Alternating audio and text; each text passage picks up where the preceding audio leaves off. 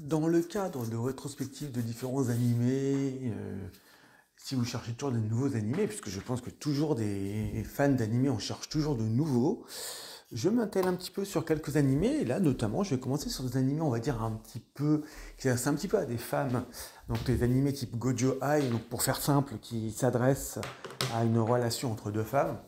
On aime ou on n'aime pas le sujet, ça existe aussi, sans passer dans le wokisme de certaines France, le Japon n'est pas touché, mais ça reste en général relativement intéressant. C'est typiquement le cas de cet animé qui est relativement surprenant, qui est The Magical Revolution, donc of the Reincarnated Princess and the Genius Young Lady. Pour le coup, qui reste quelque chose d'assez sympathique.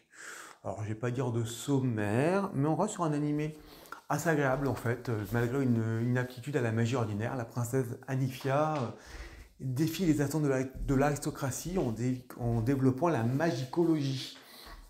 Donc une théorie magique unique basée sur l'expérience de sa vie passée. Parce qu'il y a ok, un petit côté isekai très très vaguement survolé. Et en fait, voilà, elle est un jour témoin de la chute d'une noble qui s'appelle Euphilia.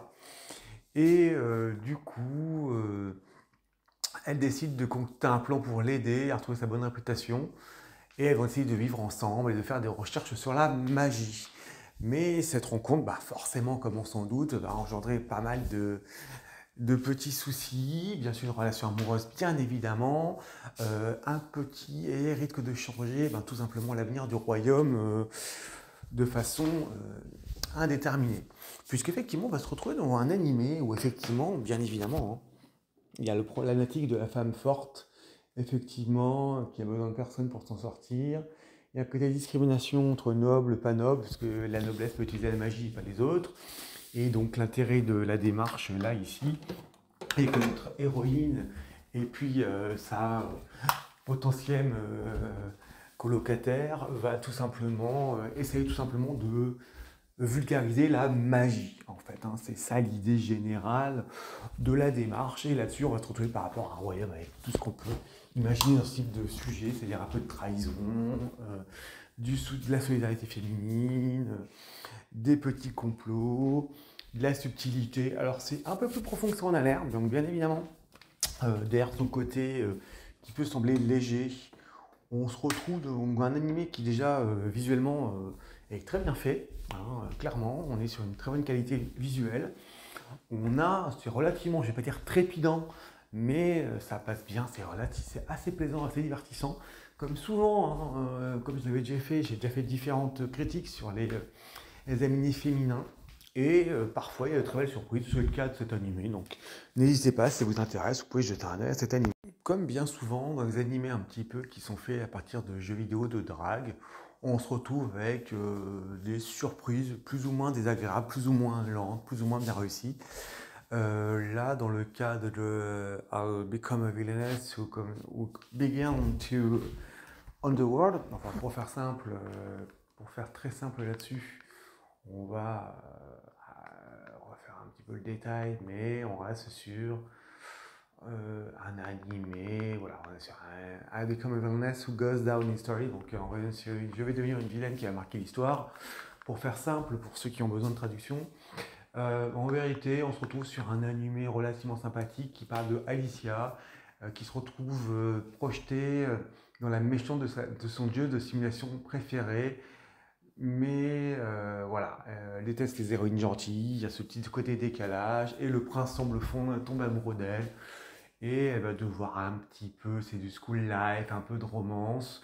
Elle va devoir effectivement, elle veut devenir la plus grande antagoniste de tous les temps et marquer les esprits et tenter de lutter contre cela. Et elle va devoir faire affronter habituel, tout ce qu'on peut imaginer, de type harcèlement scolaire, réputation. Enfin, il y a le côté school life, il y a le côté un peu décalé, un peu de pouvoir magique. Alors, c'est pas trépidant parce qu'il n'y a pas des phases d'action, mais au départ, c'était un petit peu lent. Finalement, la deuxième partie est relativement intéressante, même si ça part relativement doucement. On est sur quelque chose qui peut quand même se laisser regarder. Donc, si vous cherchez un nouvel animé, avec Skeleton Knight in Another World, on revient à du classique hein, donc un personnage un peu geek transporté dans un autre monde, dans le corps d'un personnage qui jouait dans un MMO avec son armure et son corps en forme de squelette, donc qu'on appelle le chevalier squelette. Et en fait, afin d'éviter d'être pris pour un monstre, il va être dans son armure et il passe pour un héros. Bien sûr, comme bien souvent dans ces animés hors cheaté. Donc voilà, il décide de passer son temps en tant que mercenaire. Et il va effectivement faire face à pas mal de choses qu'il va voir. Il va être pas mal, il va avoir pas mal de choses auxquelles il va intervenir. On reste sur un isekai aventure relativement classique, un peu plus, je vais pas dire cru, mais un peu plus hors morale que l'habitude, ce qui n'est pas déplaisant. Bon voilà, c'est un peu plus fun, c'est un peu moins on va dire lisse. C'est pas inintéressant, ça peut avoir la peine de le regarder. Là encore, on revient sur du classique avec The Osan Newbie Adventurer Trained to This by the Most Powerful Party Became Invincible. C'est un animé de l'année dernière. Moi, j'avais pas forcément passé beaucoup de temps dessus parce que beaucoup de monde s'était amusé à le commenter. Pour le coup, en fait, c'est un héros qui simplement a ce côté décalé, qui a attendu d'avoir 30 ans pour devenir un héros. Et il se trouve qu'en l'occurrence, il a été entraîné par des héros de classe S et est omnipotent sans avoir conscience de sa puissance. Et, euh, et il va donc devoir faire face à son nouveau rôle d'aventurier, un petit peu, qui est censé être dépassé par les événements, qui est censé être un petit peu trop vieux pour l'activité. Comme pour certains diraient que 30 ans, ça va être trop compliqué pour aller voir des mangas. Bah forcément non, il n'y a pas de règle. Pour rigoler, à part ces petites parenthèses, en l'occurrence, on joue dans un animé qui est visuellement très bien, des beaux combats assez fluides, il y a beaucoup d'humour. Bien évidemment, il est sous-estimé, donc effectivement, il se passe des tas un peu des folies. C'est pas inintéressant, en plus il y a 12 épisodes, donc ça peut aller assez vite. Franchement, ça peut se faire regarder et c'est vraiment pas inintéressant, donc à ne pas sous-estimer. Pour tout vous dire, sur cet animé, ça partait de loin. Au départ, je pensais pas du tout intervenir dessus parce que je trouve que c'était très très très classique et déjà vu 1000 fois.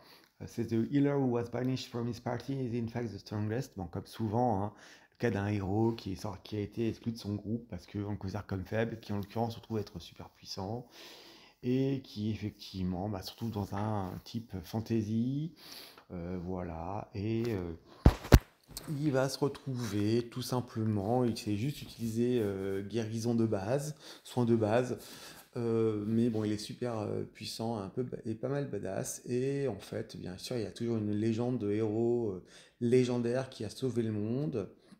En fait, le guérisseur, Rust a été exclu et comme il exclut que personne, comme il est persuadé que personne ne voudra de lui, il croise la route de Narsena qui l'invite à former un nouveau groupe à ses côtés. Et il va avoir une relation entre ces deux personnages qui va se présenter, qui est beaucoup plus profonde qu'un simple une relation élève, donc disciple, professeur ou d'humour amoureux. C'est un peu plus profond que cela. Le départ était pas forcément très intéressant, et puis il y avait le côté un peu fan service, pas échi, mais fan service qui pouvait déplaire. Là encore, pour moi, c'est vraiment minime. Le fan service est vraiment minime dessus. Et on se rend compte qu'au final, ça se laisse bien regarder. C'est un peu lent à démarrer, hein, je vous l'accorde. Mais sur la fin, c'est franchement pas mal pour le moment. Là encore, des séries de 12 épisodes, pas mal du tout.